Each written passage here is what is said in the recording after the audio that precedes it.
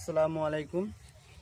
আজকে হচ্ছে যে আমি আমার ঘাস বাড়ির হচ্ছে যে মেরামত করতেছি। নেট বর্তমান আমাদের এদিকে ধান পেয়ে গেছে। ধান কাটলে হচ্ছে যে সবাই যদি ধান নিয়ে যায়, আর এইদিকে মনে করেন ধান নিয়ে গেলে হচ্ছে যে সবাই গরু ছাগল ছেড়ে দিবে, বাঁধবে এইদিকে। আর বাঁধার পর হচ্ছে যে আমাদের এই নেটটা মনে করেন কোনো গোছ কিন্তু নাই, খুঁটি নাই।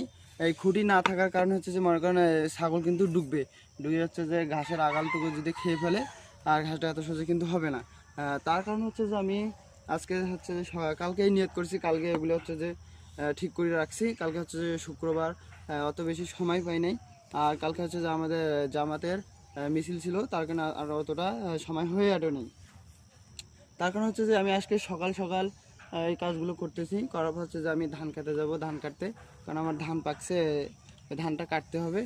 আর এটা আমি হচ্ছে যে জরুল, আপনারা যে ঘাস যারা চাষ করেন, আশেপাশে যে গরু ছাগল আছে, আপনারা আগে ঘিরবেন, ঘেরার পর হচ্ছে যে ঘাস লাগাবেন।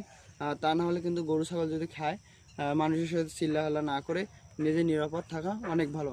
আপনারা সবচাইতে আগে ঘিরবেন, ঘেরার পর হচ্ছে যে যদি ঘাস লাগাবেন, যে কোনো আবাদ সুবাদ করবেন, ঘিরে করবেন, তাহলে মানুষের সাথে আর চিল্লাহাল্লা করা লাগবে না। এটাই আজকের ভিডিও। আসসালামু আলাইকুম।